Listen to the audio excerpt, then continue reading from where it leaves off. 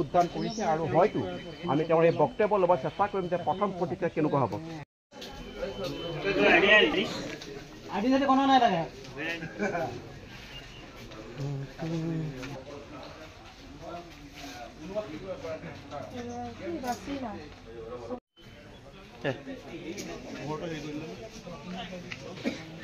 দিগন্ত ঘাটোৱাৰ হৈ পেলাই মই প্ৰথম ভোট দিছোঁ আৰু মই এইটো চেণ্টাৰত মই প্ৰথম ভোটটো মই দিওঁ।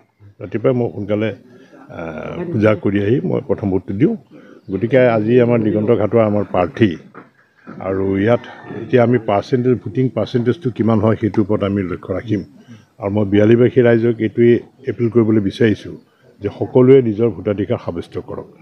ঘৰত যাতে কোনো নাথাকে, ভোট দিবলৈ সকলোৱে আহক আৰু ভোটাধিকাৰ সাব্যস্ত কৰক এখন সুস্থিৰ গণতন্ত্ৰৰ বাবে।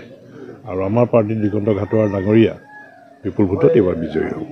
যিহেতু ভাল বতৰ আৰু আমি দেখিছোঁ পুৱাই শাৰী পাতিছে ভোটাৰে, নিশ্চয় ভোটাৰ টাৰ্ণআউটটো ভাল হ'ব। কিমান মান আশা এনেই আমাৰ চাওক, আমি আপোনালোকে আগৰ যদি কিবা ৰেকৰ্ড চাই যে বিহালীত ভোটিং পাৰ্চেণ্টেজটো আগৰ পৰা 83, 84, 85লৈকে ভোটিং পাৰ্চেণ্টেজ হয়।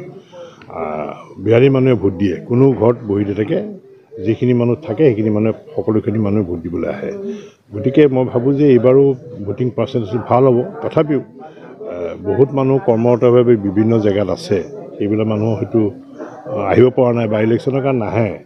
গতিকে মই ভাবোঁ যে 75%ৰ পৰা 80% ভোট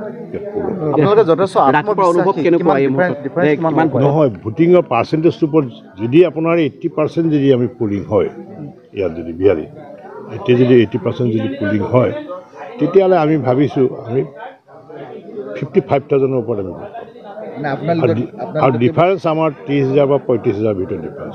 বহুত কম ভোট মানে 20-22ৰ ভিতৰত তেওঁলোক কংগ্ৰেছৰ আমাৰ যদি পাৰ্চেণ্টেজৰ ওপৰত কথাটো কৈছোঁ দেই, মই যদি পাৰ্চেণ্টেজ বাঢ়ি যায় আমি 50 বা 55ৰ ভিতৰত আমি দেখা পাইছিলোঁ বিজেপি জোৰদাৰ প্ৰচাৰ কৰিছিল, বহুতো নেতা মন্ত্ৰী আহিছিল।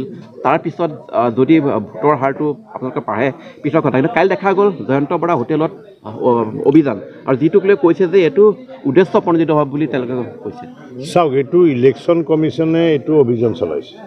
ইলেকশ্যন কমিশ্যনৰ এটা স্বতন্ত্ৰ বিভাগ আছে, তাৰ ৰাজ্য চৰকাৰৰ কোনো হাত নাথাকে। এইটো এটা ইলেকশ্যনৰ প্ৰক্ৰিয়া।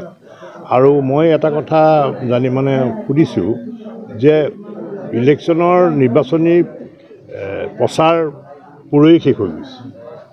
যিহেতু আমাৰো বহুতো বিধায়ক মন্ত্ৰী বা আমাৰ দলৰ নেতাসকল ইয়ালৈ নিৰ্বাচন প্ৰচাৰ চলাবলৈ আহিছিলে, কিন্তু যোৱাকালি ৰাতিপুৱাই তেওঁলোক ইয়াৰ পৰা গুচি গৈছে। ইয়াত কোনো হোটেলত থকা নাই। মই এইটো বুজি নাপালোঁ যে জয়ন্ত বৰা হোটেলখনত কংগ্ৰেছৰ যিসকল লোক তাত খালি থকাৰ কি অৰ্থ আছে, কিয় কাৰণে আছে?